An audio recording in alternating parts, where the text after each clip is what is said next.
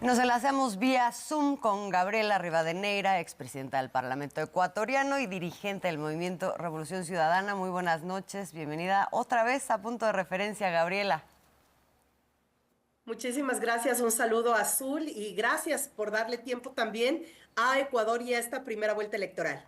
No, pues es muy importante lo que está sucediendo allá. Gabriela, cuéntanos tu balance de lo que fue este resultado, sobre todo a la luz del contexto en el que se da allá en Ecuador. Definitivamente el pueblo ecuatoriano está asfixiado con la crisis multidimensional, es decir, crisis económica, crisis migratoria, crisis en la salud. Tenemos también territorios absolutamente tomados por el crimen organizado y en ese ámbito de terror el pueblo ha empezado justamente a despertar. Y la primera vuelta significa una elección, una esperanza realmente para volver a tener un proyecto nacional y popular, encabezado además, como dice la presidenta Claudia Sheinbaum, con una presidenta con A, que es justamente Luisa González. Entonces, en esta primera vuelta terminamos en un empate técnico con quien creía además que iba a ganar en la primera vuelta, como fue lo que quisieron posicionar los medios de comunicación monopólicos a favor del presidente Daniel Noboa en esta candidatura. Y resulta que definitivamente este empate técnico nos da una posibilidad de volver a restablecer una fuerza política de mayor unidad y de mayor coherencia con lo que está viviendo el pueblo ecuatoriano. Ganamos además un buen número de asambleístas en la Asamblea Nacional, somos la segunda bancada con mayor número de asambleístas, de tal manera que se pone también otra correlación de fuerzas en cuanto a la gobernabilidad y a lo que va a ser el próximo periodo de gobierno, que son de 4 años en el Ecuador, y que en ese sentido, pues la disputa es entre un proyecto de derecha que se sume y se alinea a una propuesta de Donald Trump o una propuesta humanista que plantee justamente cómo recuperar la salud, la educación y la vida para las y los ecuatorianos. Gabriela, le saluda Alberto Nájar. Buenas noches. ¿Hasta dónde este porcentaje que tuvo Daniel Noboa en la votación puede o no aumentar? Lo digo porque sigue siendo el presidente, tiene el mando de las Fuerzas Armadas, tiene el mando de la administración pública y eso de alguna u otra manera también influye. ¿Qué se va a hacer para que no pueda eventualmente llegar a cometerse alguna irregularidad ahora con estas condiciones? Gracias, Alberto, por la pregunta, porque lo que decía Luisa González en este antecedente para esta entrevista es real. Estamos viviendo una serie de irregularidades donde el candidato presidente debía haber tomado licencia para el periodo de candidatura, sin embargo no lo hizo. De tal manera que él ocupa justamente los fondos públicos en este preciso momento para ser candidato, siendo presidente, lo cual ya pone una balanza inclinada y además con el manejo de todas las otras funciones, incluyendo la función electoral, a favor del gobierno actual. Recordemos que Daniel Noboa es el hijo de la oligarquía ecuatoriana, es el hijo de la persona más rica del Ecuador y el mayor deudor del fisco del Ecuador. En ese sentido, entonces, la oligarquía ecuatoriana, la fuerza económica anclada en la banca, en los medios de comunicación hegemónicos, van a proteger a su principal figura, que es Daniel Noboa. Frente a eso estamos enfrentando justamente esta campaña electoral, que además lo que busca es recuperar el país de los últimos 8 años, en el que pasó de ser el segundo país más seguro del continente a ser hoy por hoy el país más violento e inseguro del continente.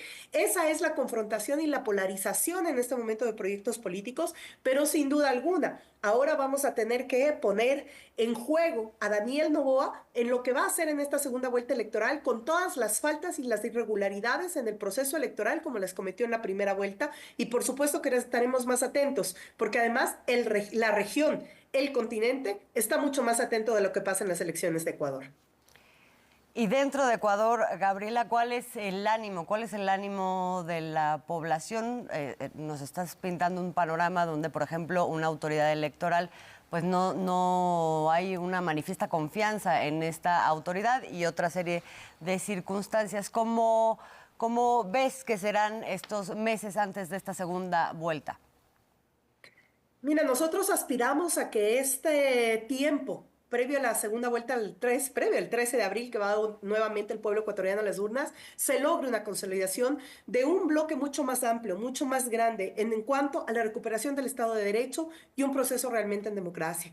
Aquí nos han querido encerrar entre un discurso correísta o anticorreísta y el pueblo está demostrando que definitivamente hay que salir de esa falsa dicotomía y realmente plantear un proyecto que vuelva a unir al Ecuador frente a lo que está viviendo, que es justamente de terror. El Estado Estado ecuatoriano encabezado por Daniel Noboa lo que está haciendo es profundizando y aprovechando ese estado de terror justamente para prevalecer con esta idea de el libre porte de armas, del punitivismo, de que hay que ampliar las cárceles, de que por poco ya nos sumamos a la propuesta de alquiler de cárceles de Ecuador para los migrantes que están reportándose desde Estados Unidos, de tal manera que es una situación que nos permite justamente que la confrontación sacuda más al pueblo ecuatoriano.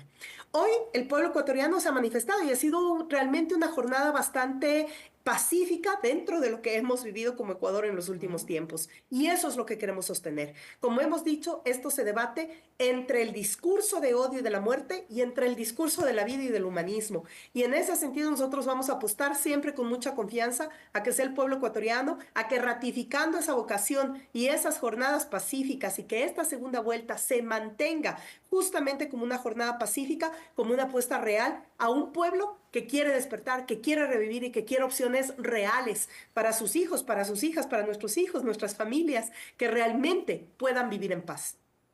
En este minutito que nos queda, Gabriela, yo no puedo dejar de pensar hasta dónde es fuerte la crisis que se vive en Ecuador. Gobiernos como el de Daniel Noboa ocurrió en otras latitudes, llegan a devastar prácticamente y la reconstrucción tarda. ¿Qué tan grave es el daño que ha causado Daniel Noboa a Ecuador? El daño es que al menos requeriremos 20 años, no solamente en tiempo, sino en lo que eso significa de recursos del Estado, para recuperar la situación del 2017. Es decir, 20 años para recuperar lo que teníamos en el Ecuador hace 8 años. Ese es el nivel de devastación. Y como decíamos, era un país no solamente que apostaba a un proyecto de estabilidad, a la planificación del Estado, a cerrar brechas de desigualdad. Fuimos el país que más rápido cerró brechas de desigualdad a nivel continente. Y ahora prácticamente la crisis se siente en el día a día. Nosotros sufrimos por nuestras familias, sufrimos por nuestra militancia, sufrimos por los sectores que prácticamente han sido cada vez más empobrecidos y que se convierten hoy en las grandes mayorías. Recuperar el Ecuador, ese Ecuador que puso ejemplo a nivel mundo de la movilidad universal, de la lucha contra los paraísos fiscales, del buen vivir, del suma causa y de apostar justamente a la vida, es un país que nos va a costar mucho reconstruirlo, pero estamos seguras y seguros que podemos hacerlo. Y en ese sentido la apuesta es real y necesitamos toda la capacidad y sobre todo agradecemos también toda la solidaridad, todo el apoyo y todas las voces que a nivel internacional se han registrado justamente en este proceso electoral, porque no, el Ecuador no está aislado y está en medio de esa disputa entre proyectos cada vez más fascistas, más violentos, o proyectos que ratifiquen la vida de la gente. Y ahí, en ese lado, es donde se adscribe la Revolución Ciudadana y nuestra candidata Luisa González. Pues Gabriela, ahí está este momento, ahí está esta puerta que se abre, esta ventana que se abre hacia otro horizonte. Esperemos que también para las relaciones entre México y Ecuador. Por lo pronto te agradecemos muchísimo esta conversación y estaremos pendientes, obviamente, de todo ese proceso. Gracias, Alberto, gracias, Azul, un gran abrazo y muchísimas gracias por estar pendientes del Ecuador. Un abrazo hasta allá, gracias. Muy buenas noches.